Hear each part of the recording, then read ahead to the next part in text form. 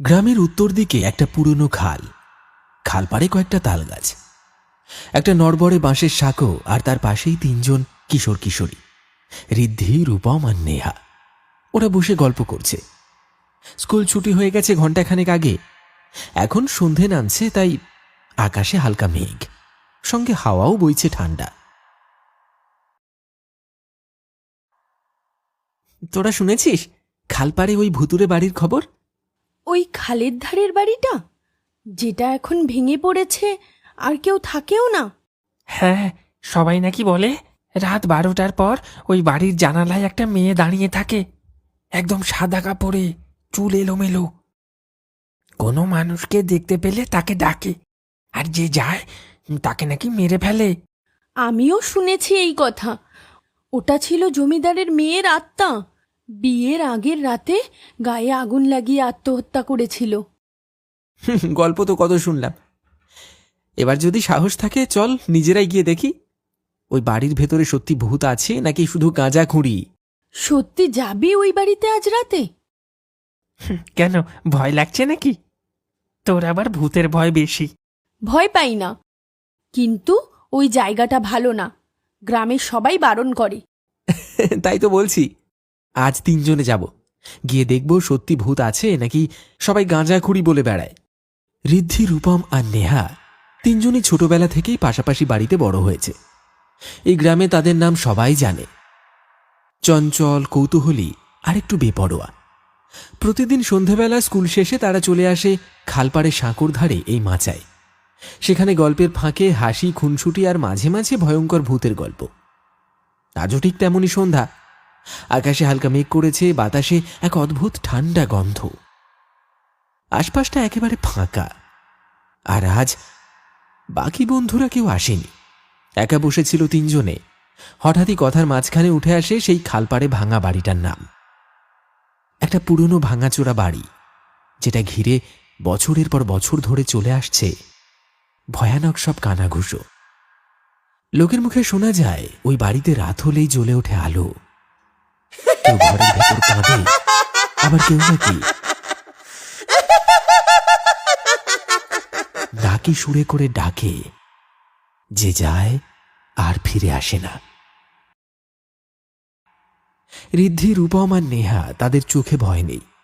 তারা এইসব কথা হেসে উড়িয়ে দেয়, বরং এইসব ভূতের গল্প শুনে তাদের কৌতূহল আরো বাড়ে। আজ তারা সিদ্ধান্ত নেয় নিজেরাই দেখে আসবে সত্যি কোনো ভূত আছে কি নেই।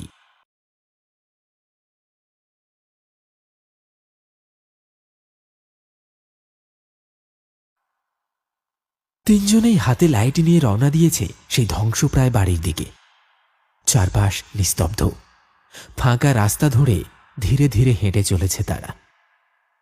রাস্তার পাশে বিশাল ঝোপঝাড় আর বাতাসের শোঁ শোঁ শব্দ, ঝিঁঝি পোকার একটানা ডাক আর মাঝে মাঝে কোলা ব্যাঙের চিৎকার।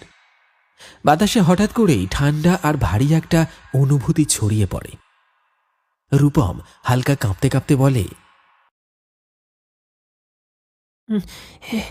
এই রাস্তা দিয়ে তো দিনের বেলাতেও লোক হাঁটে না, আর আমরা যাচ্ছি এই অন্ধকারে।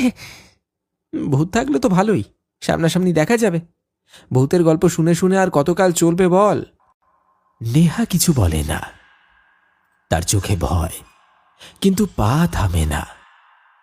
এক অজানা টানে সে এগিয়ে চলে সেই বাড়ির দিকে, যেখানে হয়তো সত্যি কেউ অপেক্ষা করে আছে, অপেক্ষা করে আছে শুধু ওদের জন্য।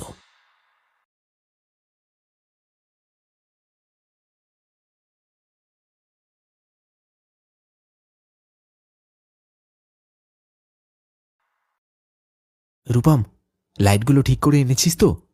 ভিতরে ঢোকার পর যদি ব্যাটারি ফুরিয়ে যায় তাহলে কিন্তু বেজায় মুশকিল হবে। আরে না না, টেনশন কিসের? কাল রাতেই আমার বাবা একদম নতুন ব্যাটারি লাগিয়েছে। চল চল চল, নির্ভয়ে চল।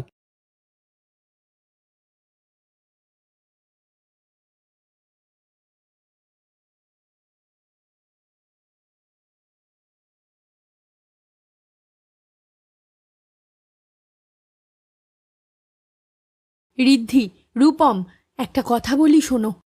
ভেতরে ঢোকার আগে আর একবার ভেবে দেখো, এই জায়গাটা ঠিক স্বাভাবিক নয়।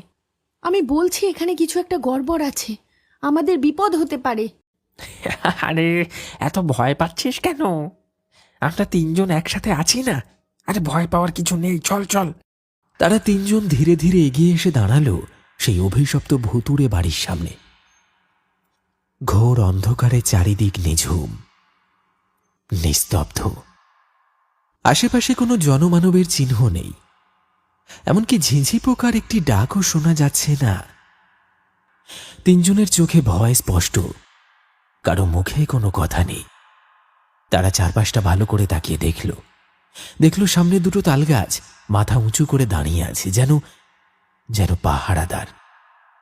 হাওয়ায় গাছের ডাল দুলছে ভয়ঙ্কর ভাবে। এক মুহূর্তে গা ছমছম করে উঠল তাদের। দূর থেকে ভেসে আসছে শিয়ালের ডাক।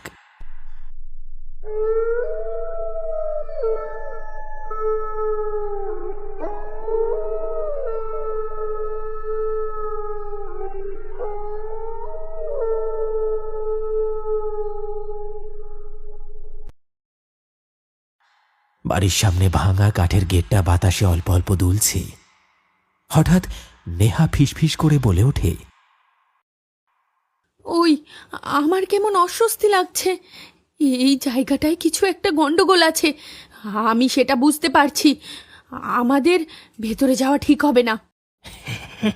নেহা, আমরা ভাবতুম তুই খুব সাহসী, কিন্তু তুই যে একেবারে ভিতর ডিম।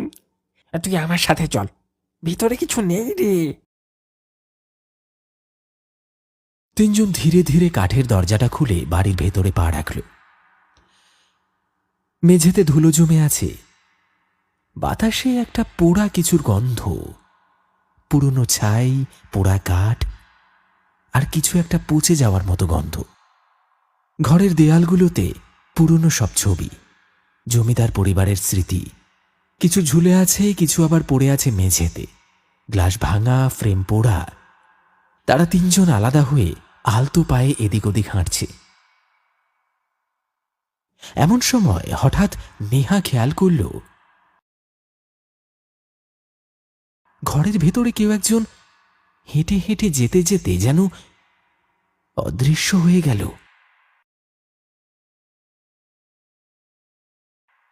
ঋদ্ধি, রূপম, আমি কিছু দেখেছি। একটা ছায়া গেল ওই ঘরের দিকে। কই, কোথাও কেউ নেই তো। তুই এখানে কাকে দেখলি? আমি আমি একটু আগেই দেখলাম এক মহিলা ঘরের ভেতরে হেঁটে যাচ্ছিল, কিন্তু হঠাৎ করে হাওয়ার মতো মিলিয়ে গেল। নেহা সামনের ঘরটার দিকে এক দৃষ্টিতে তাকিয়ে রইল। সবাই তাকে অনুসরণ করে। সে এক দৃষ্টিতে তাকিয়ে আছে সেই খোলা দরজার দিকে। কয়েক সেকেন্ড আগেও সেখান দিয়ে কেউ হেঁটে গিয়েছিল। নেহা, তুই সত্যি বলছিস এখানে কেউ ছিল? আমি সত্যি বলছি, আমি একটা বউকে দেখলাম আমার সামনে দিয়ে হেঁটে যেতে যেতে হাওয়ায় অদৃশ্য হয়ে গেল। সাবধান হয়ে থাক সবাই। এই বাড়িটা দেখতে যতটা আজগুবি ভেবেছি ঠিক ততটা নয়, কিছু একটা রয়েছে। তাহলে চল না, এইখান থেকে পালাই, আমার খুব ভয় করছে। আর একটু অপেক্ষা কর, তারপর চলে যাব। তারা ধীরে ধীরে এগিয়ে গেল সেই ঘরের দিকে। দরজার কপাটটা আধ খোলা। হালকা ঠান্ডা বাতাস আসছে ভেতর থেকে, আর ভেসে আসছে কারণ নূপুরের শব্দ, যেন ভেতরে কেউ হেঁটে চলে বেড়াচ্ছে। ঋদ্ধি কাঁপা কাঁপা হাত বাড়িয়ে দরজাটা ঠেলল। একটা ক্যাঁচ ক্যাঁচ শব্দ করে ধীরে খুলে গেল পুরনো কাঠের কপাট। ঘরের মাঝখানে একটা পুরনো কাঠের বিছানা, আর বিছানার একপাশে পড়ে রয়েছে একটা কঙ্কাল।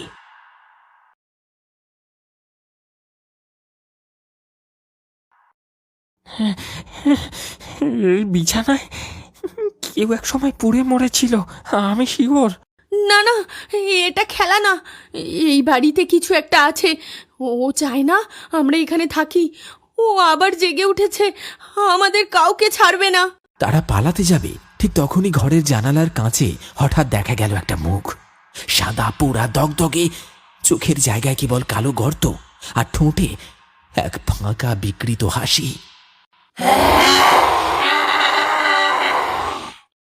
তিনজনে একসাথে চিৎকার করে পিছিয়ে আসে। হঠাৎ করেই দরজাটা ভেতর থেকে বন্ধ হয়ে যায়।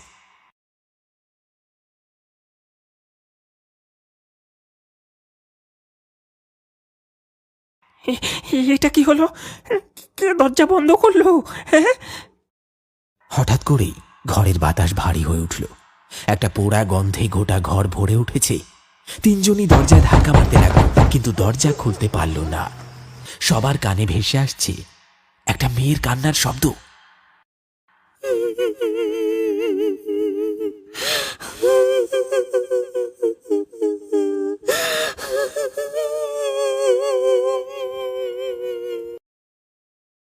কে আছেন? দয়া করে আমাকে যেতে দিন। আমাদের ভুল হয়ে গেছে। আমরা আর কোনোদিন আসবো না। তোরা কেন এসেছিস আমার ঘরে? তোরা জানিস না আমি এই ঘরেই থাকি? তোরা আমাকে কেন বিরক্ত করতে এসেছিস? আমি তোদের কাউকে ছাড়বো না। আমরা এত কিছু জানতাম না।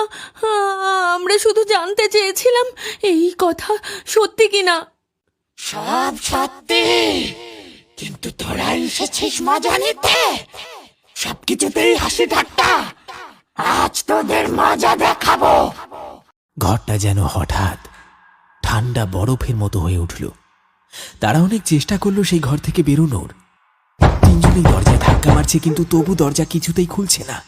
আর ঠিক তখনই নেহা ধীরে ধীরে পেছনে তাকালো আর দেখতে পেল ঘরের এক কোণে একটা নারী মূর্তি সাদা পোড়া শাড়ি পরে দাঁড়িয়ে আছে। চুল এলোমেলো, মুখে আগুনের পোড়া দাগ, আর চোখ দুটো পুরো কালো, যেন শূন্যতা। রূপম, রূপম, ওটা কে? ওর মুখে কোনো চোখ নেই, শুধু একটা পুড়ে যাওয়া গর্ত। আমাদের সত্যিই ভুল হয়ে গেছে। আমাদের ছেড়ে দাও, আমাদের ক্ষমা করে দাও। ঘর জুড়ে ভেসে বেড়াচ্ছে পোড়া মাংসের গন্ধ, যেন কোনোদিন কেউ আগুনে পুড়ে মরে গেছে এইখানেই। তাদের তিনজনের শ্বাস প্রশ্বাস ক্রমশ ভারী হয়ে উঠছে। নেহা গলার কাছটা চেপে ধরে বলছে, আমার নিঃশ্বাস বন্ধ হয়ে আসছে। এখান থেকে বেরোতে হবে এখনই। ঋদ্ধি দেয়ালের কোণে ঠেস দিয়ে দাঁড়ায়, ঘামছে। তার চোখের সামনে সেই ছায়ামূর্তি ধীরে ধীরে উপরের দিকে উঠতে শুরু করে। তার চোখ দুটি এখন আগুনের মতো জ্বলছে দাউ দাউ করে। মুখে সেই বীভৎস হাসি আর ছেঁড়া দাঁত।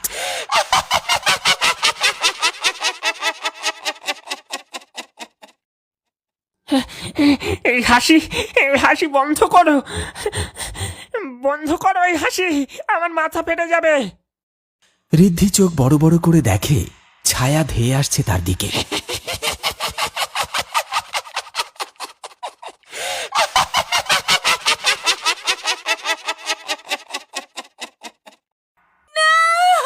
নেহা হঠাৎ করে আর্তনাদ করে মাটিতে পড়ে যায়।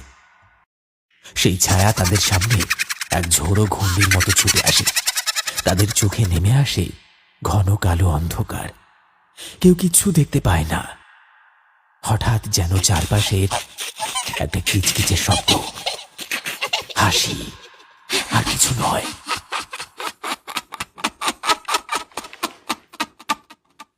তিনজন মাটিতে ঢলে পড়ে।